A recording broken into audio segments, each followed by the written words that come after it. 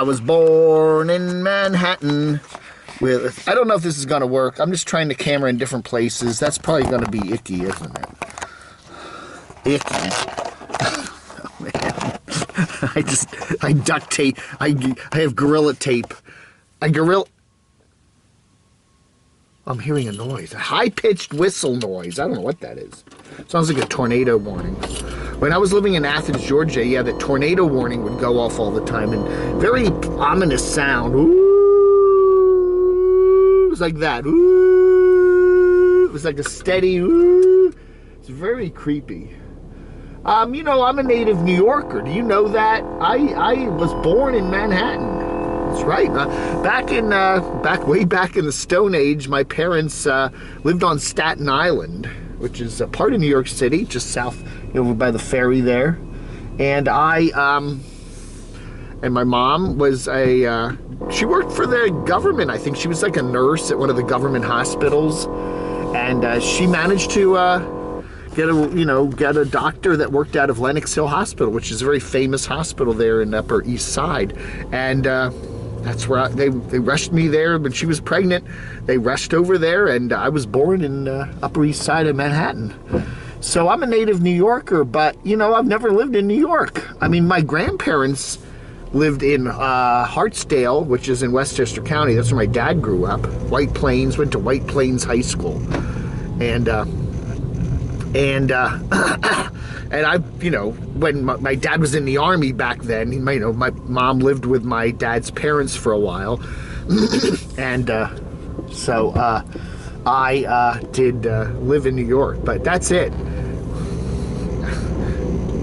When Dad got out of the Army a couple months later, I won't get into that whole story either. Dad was in the Army. He was sent out to Fort Lewis, Tacoma, Washington. Mom and I flew out there, and we, Tim Conway was Dad's Army buddy. I've said that story. Oh, don't say that story again. But anyway, so yeah, we lived. Then when Dad got out of the Army, we went and lived in New Jersey. New Jersey.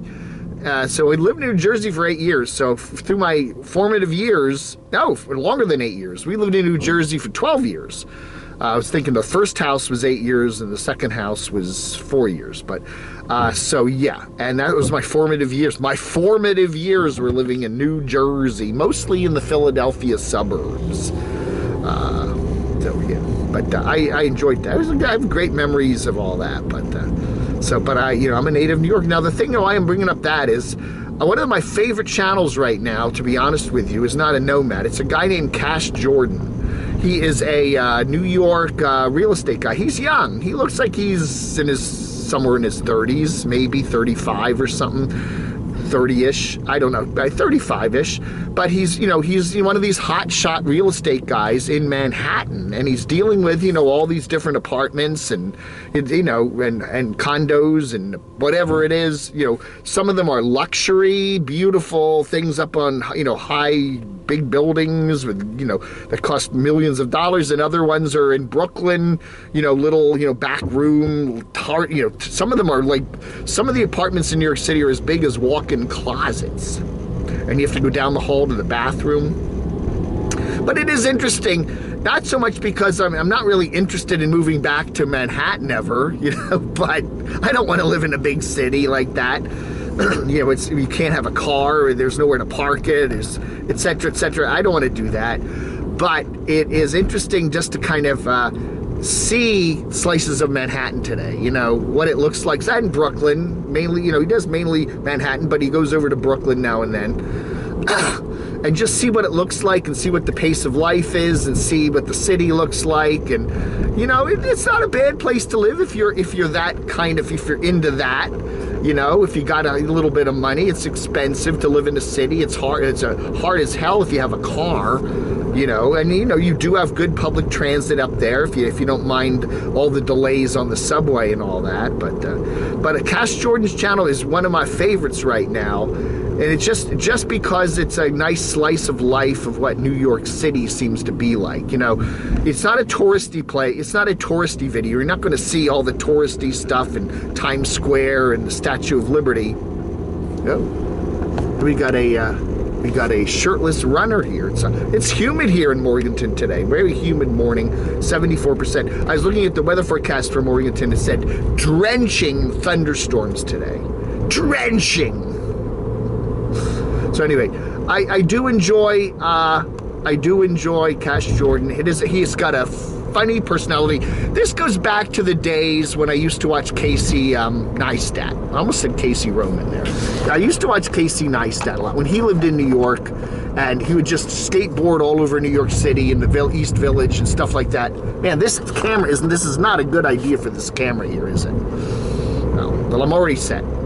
But I used to watch, one of the first YouTubers that I watched a lot of when I was really watching YouTube in 14 and 15 was Casey Neistat. And just because I enjoyed watching him bop around the city, you know, all over, and then he got rich, and then he started traveling all over the country, and then he went out to California, and I don't care about him. I really haven't watched Casey Roman Neistat. But man, brain, Casey Neistat. I'm gonna say, oh, Casey Roman. Casey Neistat. I haven't watched Casey Neistat in a long time. I mean, I do catch up on his channel once in a blue moon. I'll say, gee, I wonder what Casey Neistat is doing. And I just, once, the first 2 years of that, on his skateboard, traveling around New York City and stuff was fascinating. And I do enjoy the slice of life videos. And there are quite a few other YouTubers that are doing, YouTube-y stuff from Manhattan and stuff. But I really do like Cash Jordan, and he has a family up there, and he did have his daughter in the video the other day. He doesn't usually put his family in the videos, but very nice channel. Oh God, my brain is totally fried this morning. Cash Jordan, Catch Jordan. I do watch him. He's got some good stuff, even if you're not interested in apartments. He does give you a nice slice of life of what it's like in New York. He always looks around the apartments and sees what the neighborhood is like, and some of these apartments are really crazy up there in New York, either expensive or whatever. Gasoline is $2.67 here. We're down a dime. We're down more than a dime. We're down quite a bit. I mean, gas was almost $3 a gallon here when we were having the gas shortage a month or so ago. Now we're back down to $2.67, at least at the Speedway there. Interesting.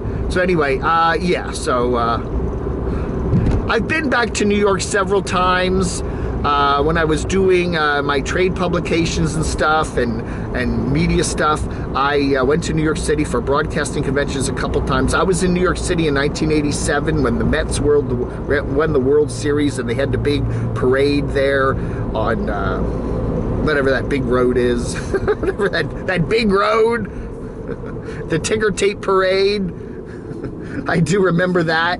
I was there for that. I was there in New York City when that happened. That was kind of interesting. So, I don't know. My grandfather many times took us into New York City when I was a kid. Top of the Empire State Building, Bronx Zoo, all that other stuff. When I was a kid, we went to the New York World's Fair. Both years, 64 and 65.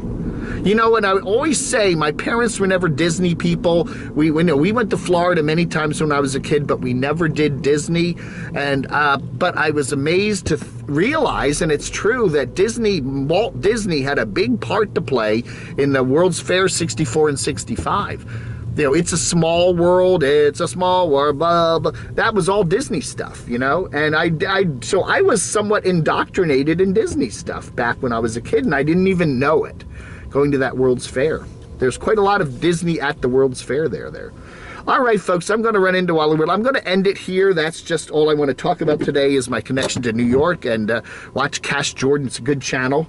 And, that's it. Have a wonderful rest of your day. I'll talk to you later. Blog under.